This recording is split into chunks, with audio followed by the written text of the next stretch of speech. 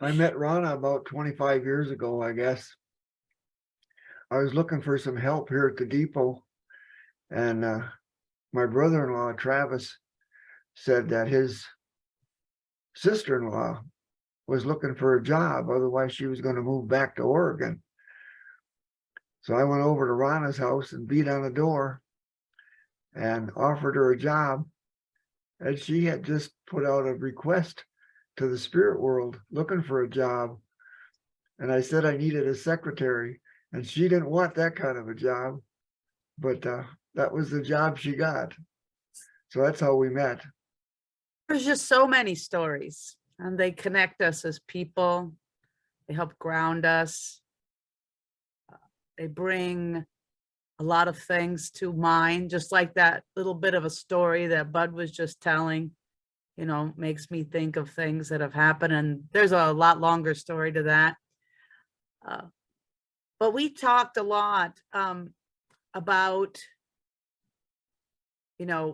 peace with the Peace Alliance. And it makes me think a lot about our children and the kind of experiences they have and the people and the stories that they hear or see. Because we have two kinds of stories. There are things that people tell us, and then there's the things that people do. And each of them will tell stories, either a similar story or different stories. And I really think that looking at peace, that the children, the young people in our world are the most important human beings on this planet. And a lot of times they are the ones who are least considered. So I look at, we make accommodations for physical disabilities places, but how many places make accommodations for children who are physically smaller than everybody else? We take a look at schools, and they're all worried about what kids are learning. And they are pushing math and reading concepts that maybe children aren't ready for when they're taught in school.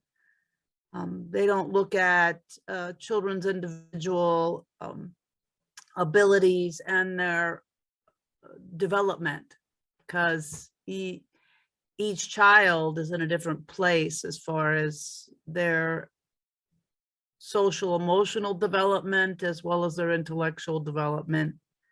And we judge all the kids on the same standardized tests.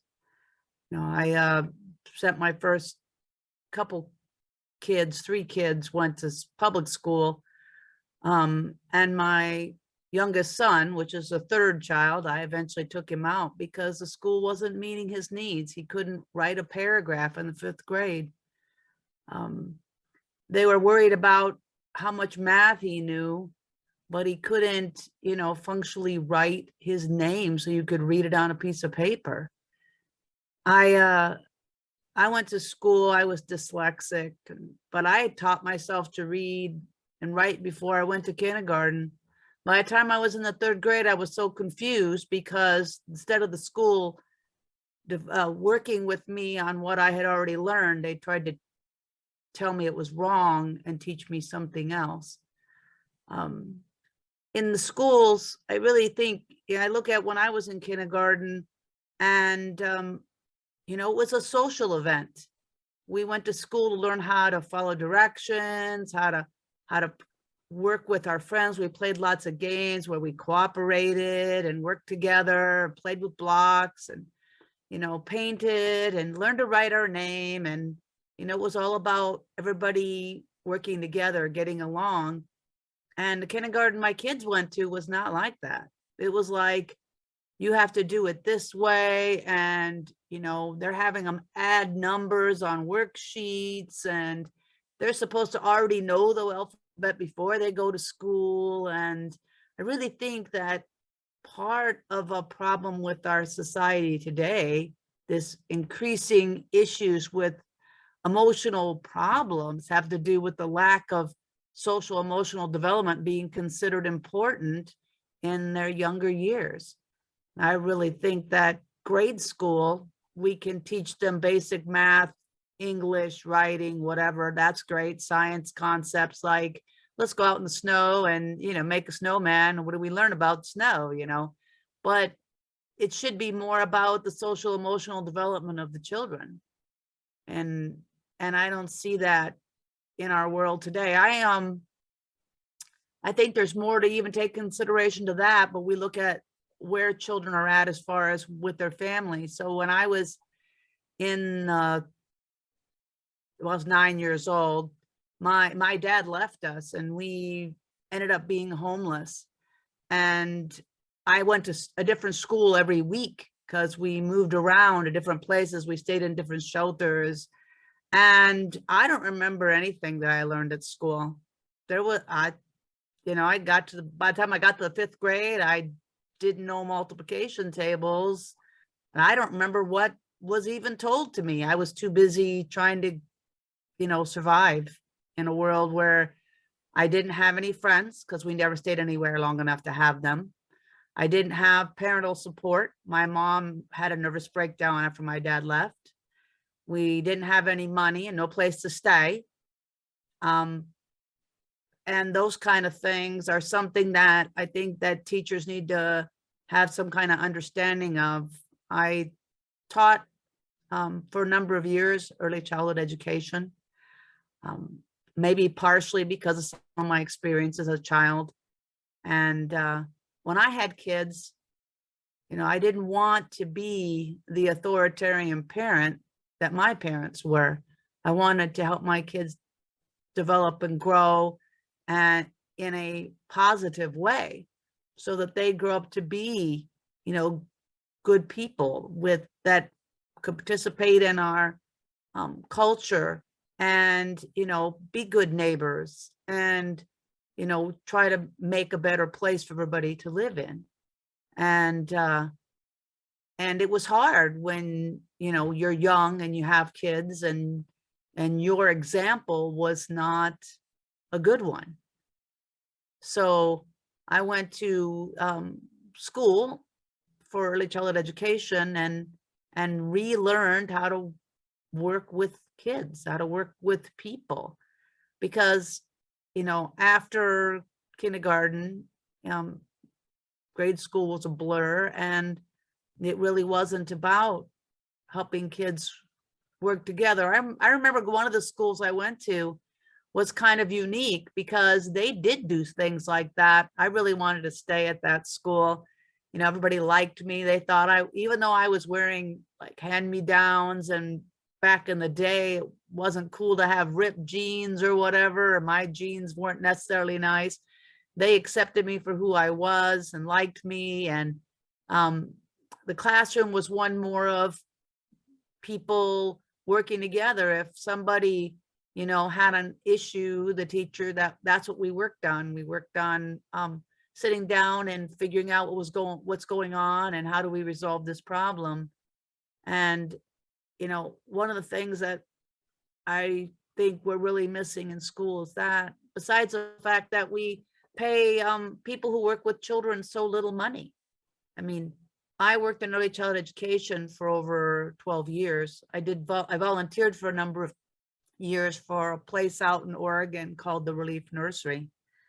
And when I worked there, I was also going to college. I learned a lot about working with kids who had disabilities, but their disability was more what their environment was at home. They came from homes where they had a single parent, or they was abuse and neglect, or homelessness, or some other issue that was going on, and learned how to deal with these kids. And I really think that we need to pay teachers more money.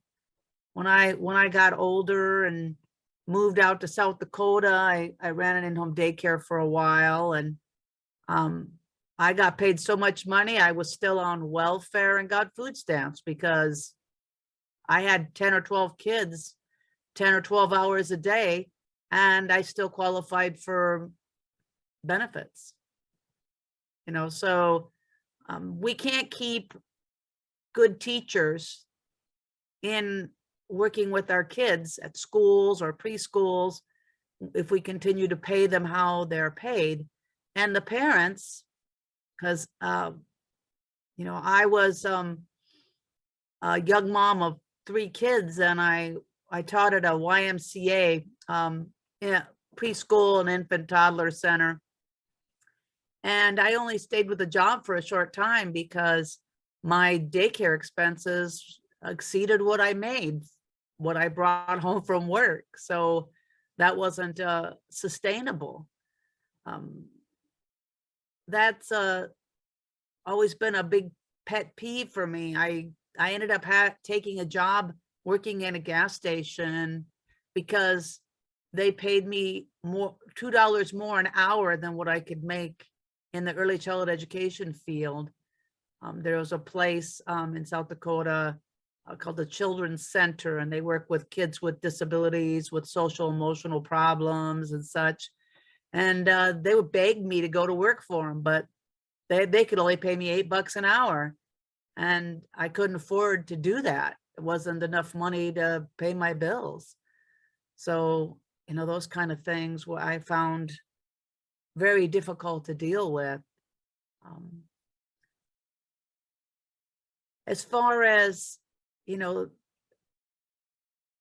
lot of our traditional people, 5 people I've known, tend to handle their children more on that same ideology. We should treat everybody with respect. Children were taught with respect. There's even some cultures, even today's day and age, where children under a certain age aren't really disciplined. They're more guided, given direction, redirected, and not really punished. There's not punishment for children. And then, a lot of our tribal ways in the old days, before Europeans came here and introduced this idea that children were innately bad, evil, or had to be, taught to do things the right way, our tribal people took the other direction and felt that children were a blessing and that they should be treated with respect and guided.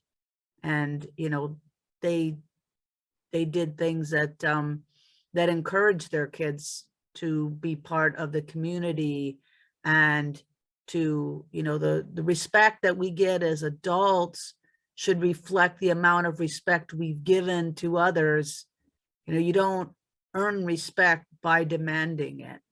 You earn respect by your actions and your deeds that you've done, and you create this place in your society and your community that earns you that respect. I think that's a really important thing about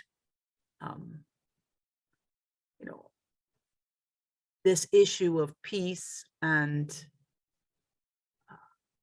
working together, looking at the different cultures. I think that if we keep an open mind and look at things from a place of respect, that we will see the world in a different way. I was talking to DJ quite extensively, actually, and worried about being able to give enough information in the amount of time that she said I had to speak. And, so I tried to kind of give an overview of some of these ideas. But one thing I want to leave you with was one of the activities I did with kids that I worked with, when they got into a discussion about somebody lying or not, that's not how it really happened, or that's not the way it really was. and we would sit down and I'd put something in the middle of the table and or on the floor and have all the kids sit around it. And then I would talk to each one of the kids. We'd kind of have like a circle group and let each one of the kids tell me what they saw in that, what was sitting in the middle of the room. Describe what you see and what do you like about what you see? And we'd have this discussion, and the goal of that was for each one of the kids to realize, and then we'd change places so that each one of the kids could see how from a different perspective we see things differently, and that everybody has a different perspective depending on where they're coming from and what they see. Thank you, Rona. That was awesome. That was really nice hearing your story. I'm interested about your third son, hearing a little bit more. I have 4 sons, and the public school system worked for really well for 3 of them and not at all well for 1. So I understand how you have to adapt for each child. And I'm just interested, you said you took him out of the school system. Did you homeschool him and then, or how is he now? And that kind of thing? Yeah, he was my second son. I actually have 2 girls and 2 boys. Oh, okay. So he was a 3rd child, but he's high functioning autism spectrum. And all my kids in the public school had a really hard time with being teased. Mm. You know, they went into school and they always seemed to find somebody that wanted to give them a bad time. So all my kids dealt with that. I finally had my 3rd child, Pascal, who was my son. I had him take a notebook and a pencil around, and when somebody started harassing him, write it down and time, day, what was said, what was done, and their name. And then at the end of the day, I made him take the list to the principal's office and have him make a copy and then bring it home to me. Wow. It was very quickly, the school realized that I meant what I said about them not allowing people to, be mean to my son, because they kept telling me that nothing was happening. We don't know who these people are, so that put a kibosh on that. But I started homeschooling him in the 5th grade, and we focused on writing, on taking his thoughts, because he was very creative, and putting them down on paper. I made a point of giving him extra time, but having him focus on writing so that people could read what he was writing, because you really couldn't read his writing. Looked like chickens just walked through the ink and went across the paper. It was pretty sad. But the school didn't take the time to and thought it was unreasonable that I wanted them to make sure that he did the work, but had an environment that worked for him, because it was too inconvenient. They didn't have extra people to deal with that, so he wanted to go back to school after a couple years. I took him out of school, which he wasn't happy with, because he had friends there. He wanted to hang out with his friends or whatever. And I told him, I said, you can choose to go back to school when you can write a 500-word essay and have it make sense, and I can read the writing of it. And after 2 years, he was doing real well. So I said, okay. He went back to school 1 year and then turned around, and I homeschooled him again, because for a while he was way ahead of everybody else, did really good. And then all of a sudden his grades all started dropping off and he was having trouble again. So I took him back out. My youngest, Camus, who's 16, she's been homeschooled all but 1 year. She chose to go to middle school for 1 year and decided that she really didn't like dealing with the harassment and the way the kids treated each other. She didn't like the way they were not respectful. And so I've homeschooled her. Your children are really lucky to have a parent who understood them so well and was able to see and meet their needs. Many of our young people today, even, and when I was a kid, it wasn't cool to be tribal. back in the day. And a lot of our young people, even today, don't know much about their tribal history or culture. And the things that I know, I have learned since I became an adult. My dad was abused for speaking of his tribal anything. If he asked about his grandfather or wanted to know anything, he got in big trouble. So he grew up knowing nothing about his tribal culture, history, whatever. And I've had these really fortuitous experiences in my life where I ran across teachers, storytellers that gave me a spark. They gave me an inspiration to learn more and to delve into some of that I missed. And I've tried to, I'm really big on the outdoors, and I did a lot of stuff with nature, and like I like plants. So a lot of people consider me an herbalist. I just consider I like plants, but you know, I go on walks. I taught all my kids about the wild plants outside, the ones you can eat, the ones you can use for medicine. I originally learned that from an Ojibwe lady. I went to a nature camp, and she was their nature studies teacher.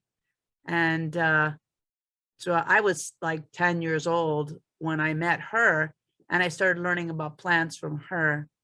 And she still teaches stuff about plants. She's up in the Twin Cities area, and she's works with a nonprofit organization there that collects, grows native wild plants and provides them to people, elders and stuff that need the medicine or the plants for specific things. So it's really kind of cool that she's still doing that kind of thing. But that was probably my first introduction to any of the native kind of things. And so I took one of my first bits of inspiration from her and the way she treated the children at the camp. She was one of the camp counselors, and she was my cabin counselor as well. And you know, she was always very respectful of everybody, and so she was kind of my first teacher in that respect. And so I've got little bits and pieces that I've collected all from different parts, and I've, instead of, you know, just learning it, I try to live it. I try to make it part of, I mean, today, even if I'm riding in somebody's car, we're going down the highway, I'm identifying the plants in the ditches, we're going down the road, you know, it becomes part of who I am rather than just something I know. I try to make, if it's important enough to remember, then I make it part of myself. It becomes an integral, you know, aspect. And I think that with culture, that's the way it has to be. You can't just teach culture as separate from your personality, your family. You know, it all has to be integrated. It's got to be part of it.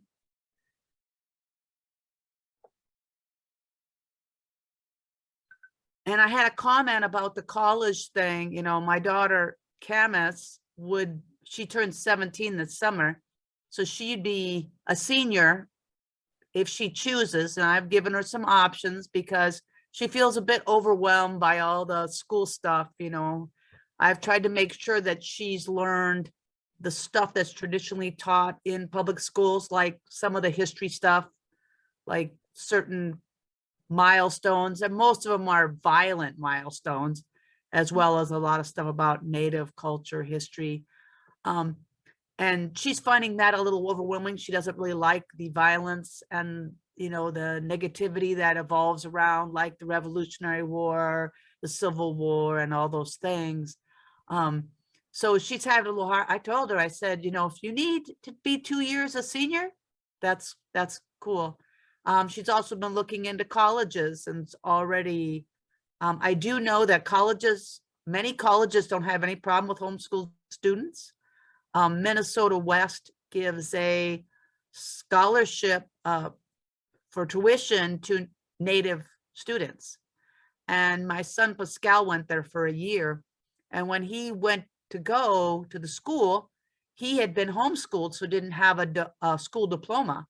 And they said, not a problem. They said, homeschool students do better on average than kids out of public school. When my kids were younger and they had long hair and braids, they did get teased for that. It got so bad that my daughter, my oldest daughter, when I came home, I went to town or something, I came home, I left my oldest daughter with my kids, because the store is only 2 blocks away, and I come home and she'd cut off their long hair because the kids at school were teasing them, and she wanted the teasing to go away. You know, so that was happening then. When they were, you know, when that wasn't an issue, you know, my kids were encouraged to express themselves. So we had lived in Alaska, and having to know about a little about Native stuff, my kids would, when the teacher said something they didn't believe was true, they'd speak up and say something about it. So one of the things was up in Alaska, Mount McKinley is called Denali. Denali is the native word for the mountain in Alaska. And my kids, so when their teacher was telling them and it was Mount McKinley, my kids spoke up and said, oh no, that's Denali. You know, that's the natives' word for that mountain. Of course, that got them harassed from the other kids in the classroom. And then, you know, the same thing for, you know, they make comments about tribal people. Like, you know, people have this idea of the history and culture in different parts of the country being some way, or that the native people are all dead. That's the you know, in kindergarten, my youngest son Pascal ran home crying because he was told that all the Indians, he was taught they were all dead. And I'm like, honey, it's just not true. You know, we're Indian, we're native, and we're alive, just alive. We just don't live like they did 200 years ago. But so his reaction in school got him harassed as well. But all my kids they were taught to be respectful of themselves and each other. They didn't play that bullying game that you a lot of times see kids at school. You know, they go, oh, it's just kids are being kids, are teasing each other or whatever. And I didn't treat my kids that way, and my kids didn't treat other kids that way. And so people, because they weren't doing that, then they got picked up on as being weak. Besides, they made spectacles of themselves speaking up against teachers. So that kind of put a big bullseye on their back. I'd like to thank everybody for them being here today. Thank you for your kind words and your encouragement. I really appreciate that. It's always good to know that whatever that stories that you're sharing, you know, are received well by the people who are hearing them. I just wanted to thank you, Rona, but I didn't mean to leave you out of the equation of being an amazing parent. I think it sounds like you guys have navigated all of this really well, and it's not easy being a parent. So thank you both. Thanks a lot, Nancy. I was a incidental parent to a whole bunch of kids. I harassed a lot of people for a lot of years, but it is, I think, a two-parent job when it can be done that way, because all the kids need a mom and a dad from different perspectives to understand where the whole world is coming from.